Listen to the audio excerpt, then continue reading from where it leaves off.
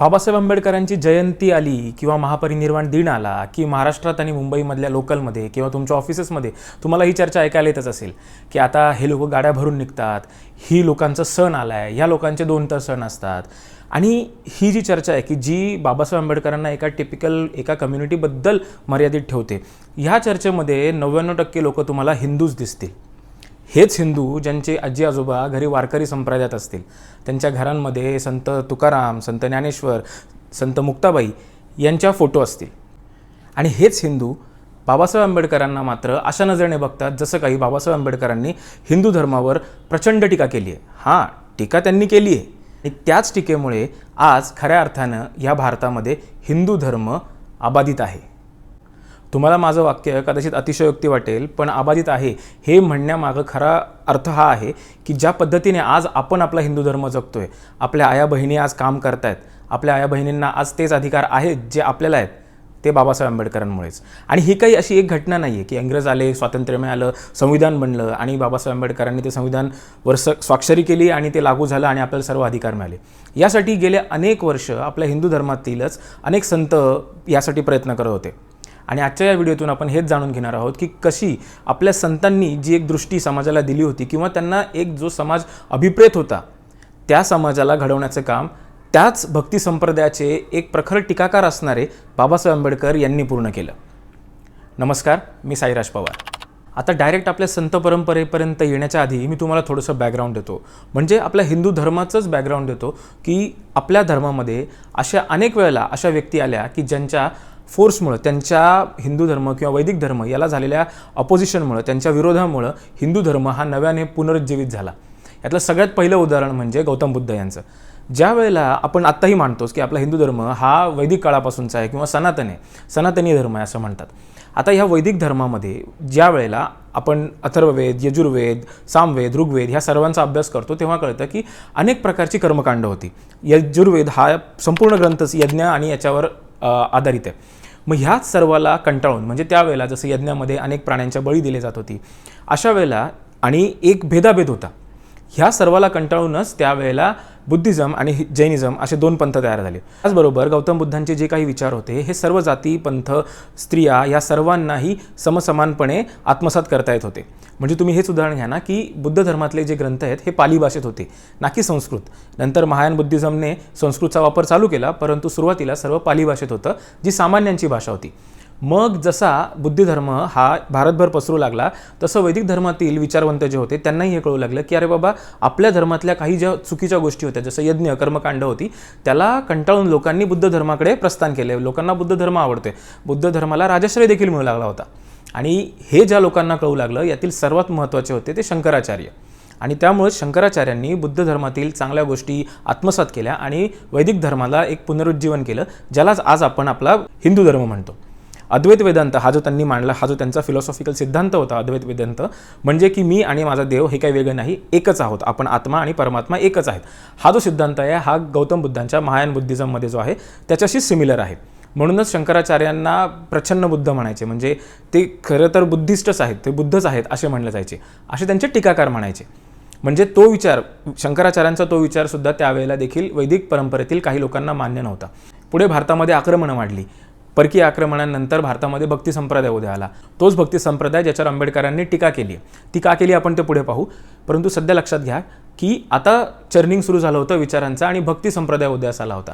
आता इथे महाराष्ट्रामध्ये भक्ती संप्रदाय हा खूप मोठ्या प्रमाणात आला. ज्याची महत्त्वाची उदाहरणं म्हणजे संत ज्ञानेश्वर असतील, संत नामदेव असतील, त्यानंतर मुक्ताबाई असतील, ते 14व्या-15व्या शतकापर्यंत आपल्या तुकारामांपर्यंत या सर्व जे काही संत होते या सर्वांनी समाजामध्ये एकता राहावी, त्यानंतर की तुमचा धर्म इतरांचा धर्म हा काही वेगळा नाही आहे. जसं संत कबीरांनी सांगितलं की राम आणि रहीम काही वेगळे नाही आहेत, हे एकच आहेत. म्हणजे या संपूर्ण संत परंपरेमध्ये एकता शिकवली जात होती, बंधुभाव शिकवला जात होता. जे का रंजले गांजले त्यासी म्हणे जो आपुले, तोची साधी ओळखावा देव तेथेची जाणावा. म्हणजे जे पीडित होते ह्या सर्वांना देखील जो मानेल तोच खऱ्या अर्थाने देव मानावा, तिथंच तोच साधू आणि तिथेच खरा देव आहे, हे सर्व सांगितलं जात होतं. म्हणजे जे अगदी वेशीच्या पलीकडे राहत होते त्यांनासुद्धा त्यावेळच्या संतांनी आणण्यास, आपल्या मुख्य प्रवाहात सामावून घेण्याचा प्रयत्न केला. मग असं काय घडलं आणि काय घडत होतं की ज्यामुळे इतक्या वर्षांची संत परंपरा असताना देखील महाराष्ट्र किंवा भारतामध्ये हे यासारखे भेदाभेद हे कंटिन्यू चालू राहिले. याचं कारण होतं पॉलिटिकल सत्ता नव्हती. कारण हे सर्व समाजामध्ये जरी ह्या संतांना वाटत होतं तरी या संतांनी समाजामध्ये हे सर्व बदल आणण्याचे प्रयत्न केले आणि तेही लिमिटेड प्रमाणात केले, त्यांच्या भागामध्ये केले, त्यांच्या पोथी पुराणातून केले. त्यालाही अनेक विरोध झाला. संत तुकारामांसोबत तर काय झालं हे आपण जाणताच. त्यामुळे यांना एक जे मूर्त रूप देण्याचं काम झालं ते माझ्या मते मूर्तरूप करण्याचं काम झालं 18व्या-19व्या शतकामध्ये आलेल्या सुधारकांनी, विचारवंतांनी. आणि त्यानंतर या सर्वाचा जो कळस रचला तो बाबासाहेब आंबेडकरांनी. म्हणजे आज तुम्हीच बघा ना, ज्या मुक्ताबाई स्त्री समानतेच्या गोष्टी करत होत्या, जे संत तुकाराम एकतेची गोष्ट करत होते, संत ज्ञानेश्वर जे गीतेवर टीकास्त्र करत होते, हे सर्व करत असताना ही जी एक अंधश्रद्धेच्या विरुद्ध जो बंड करण्याचा जो प्रवाह आहे, त्यानंतर प्रत्येक गोष्ट चिकित्सकपणे पाहण्याचा जो प्रवाह आहे, किंवा दगडात देव न मानणं, तुम्ही माणसांमध्ये देव माना किंवा दगडात देव मानत जरी असाल तरी त्याच्याबद्दल श्रद्धा आणि अंधश्रद्धा यातला फरक ओळखा, हे सर्व जे गोष्टी आपल्याला आपल्या संत परंपरेने शिकवल्या, ह्या सगळ्या गोष्टी बाबासाहेब आंबेडकरांनी आपल्या संविधानात घेतल्या. म्हणजे तुम्ही राईट टू इक्वॅलिटी बघा, त्यानंतर स्त्रियांना दिलेले समान हक्क बघा. याच्यातून तुम्हाला 1950 सालचा म्हणजे जेव्हा बाबासाहेब आंबेडकर कायद्याचे मंत्री होते त्यावेळेचा जो किस्सा माहीत असेल की हिंदू कोड बिल जे स्वातंत्र्यानंतर बाबासाहेब आंबेडकर भारतामध्ये आणू इच्छित होते त्याला विरोध त्यावेळेच्या राष्ट्रपतींनी देखील केला होता. म्हणजे ज्या हिंदू समाजाने संपूर्ण संत परंपरा पाहिली, त्यानंतर इंग्रजांचं राजवट पाहिली, इंग्रजांमध्ये आलेली सो कॉल्ड मॉडर्निटी पाहिली, कोट घालायला लागले, तेच भारतीय, तेच हिंदू समाजातील लोक त्यांच्या स्त्रियांना आज ते अधिकार द्यायला नाही म्हणत होते. आणि त्यावेळेला बाबासाहेब आंबेडकरांनी राजीनामा दिला. दुसरा कुठला एखादा असता तर तो म्हणाला असता की मी माझ्या मंत्रिपदाचा राजीनामा का देऊ, पण ते बाबासाहेब होते. आणि ह्या सगळ्या गोष्टी करत असताना आपल्याला जे दिसतं की कुठलीही व्हॅल्यू घ्या, आजच्या समाजामध्ये असणारी आपली जी मॉडर्न व्हॅल्यू असेल, प्रत्येक जी काही व्हॅल्यू आहे, ही प्रत्येक जी शिकवण आहे, ही आपल्या संत परंपरेमध्ये होती. परंतु मग असं काय होत होतं आणि का बाबासाहेब आंबेडकरांनी या संतांवर टीका केली, तर त्याचं कारण असं होतं की बाबासाहेब आंबेडकरांना असं वाटत होतं की जे की काही अंशी खरं देखील आहे की संत परंपरा ही तुमच्या दुःखांना नेहमी देवाच्या कुठल्या तरी किंवा पुनर्जन्माच्या याच्यामध्ये तुम्हाला गुंतवून ठेवायचे. म्हणजे ठेविले अनंते तैसेची राहावे, चित्ती असू द्यावे समाधान, तुम्हाला जसं ठेवलं तुम्ही तसंच राहा.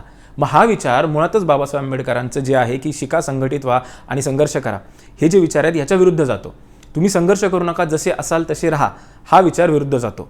त्यामुळे वरवर पाहता आत्तापर्यंत हिंदू समाजातील आमच्यासारख्या मुलामुलींना कधीच हे सांगितलं नाही गेलं की बाबासाहेब आंबेडकरांनी जरी तुमच्या हिंदू देवतांवर टीका केली असली, तुमच्या संत परंपरेवर टीका केली असली, तरी त्यांना जे अभिप्रेत होतं, त्या संत परंपरेला जे अभिप्रेत होतं, तोच समाज घडवण्यासाठी बाबासाहेब आंबेडकरांनी कष्ट केले आणि तोच समाज घडवून बाबासाहेब आंबेडकर आपल्यातून गेले.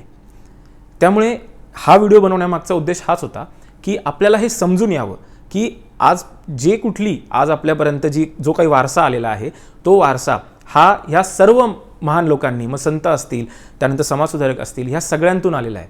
आणि त्यामुळे बाबासाहेब आंबेडकरांना ह्या सर्वांच्या वर महामानव म्हणायचं कारण ते हे की गौतम बुद्धांपासून ते आत्तापर्यंत ज्या काही लोकांनी हिंदू धर्म किंवा तत्कालीन वैदिक धर्म आणि समाजामध्ये बदल घडवण्याचे जे काही प्रयत्न केले आणि जे ते राजकीय पटलावर आणून त्याला एक मान्यता नाही मिळाली, ते काम बाबासाहेब आंबेडकरांनी केलं. म्हणजे इतर लोकांनी आपल्याला जर काही चूक केली, आपण जर काही चूक केली किंवा समाजामध्ये इतरांनी चुका केल्या तर त्याला पाप म्हटलं, पण बाबासाहेब आंबेडकरांनी त्याला गुन्ह्याचं रूप दिलं. पापाची शिक्षा ही वर होत असेल, पण गुन्ह्याची शिक्षा ही इथं होते. त्यामुळे महामानव म्हणून बाबासाहेब आंबेडकरांना बघितलं जातं. आज आपण जे जॉब करतो, आपल्याला जे वीकली लिव्ज मिळतात, आपल्याला ज्या सुट्ट्या मिळतात, महिलांना ज्या जागोजागी काम करण्याची संधी मिळते, ही ती बाबासाहेबांमुळे मिळते. आज तुम्हीच विचार करा, जर बाबासाहेब आंबेडकरांनी संविधानामध्ये ही सर्व तत्त्व इन्क्लूड केली नसती, या सर्व तत्वांना जर संविधानामध्ये जागा दिली नसती, तर मग असे असंख्य संत परंपरा, असंख्य संत महात्मे अजूनही पुढे होऊन गेले असते. आजही होत आहेत आणि असे संत होत आहेत की ज्यांच्यामुळे अख्ख्या महाराष्ट्राला खाली मान घालावी लागते, अशा प्रकारचे देखील संत महात्मे आणि थोर व्यक्ती आपल्या महाराष्ट्रामध्ये होऊन चाललेत. मग ह्या सर्वांचा महाराष्ट्राला किंवा आपल्या हिंदू धर्माला काय फायदा झाला असता? त्यामुळे मला जे वाटतं की हिंदू धर्माचे खरे रक्षक ह्या आधुनिक भारतामध्ये, ह्या आधुनिक युगामध्ये जर कोण ठरले असतील, ते त्यांना व्हायचं नव्हतं. त्यांनी स्वतः हिंदू धर्म सोडून दिला, पण तो सोडण्याआधी देखील त्यांनी अनेक प्रयत्न केले की ह्या सर्व समाजामध्ये एकोपा यावा आणि सर्व दलित बांधवांना समानतेचा हक्क मिळावा. त्यासाठी त्यांनी मंदिर प्रवेश असेल, महाडचं चौदार तळ्याचा सत्याग्रह असेल, असे अनेक उपक्रम केले. शेवटी याला कंटाळून त्यांनी हिंदू धर्म सोडला आणि बुद्ध धर्मामध्ये प्रवेश केला.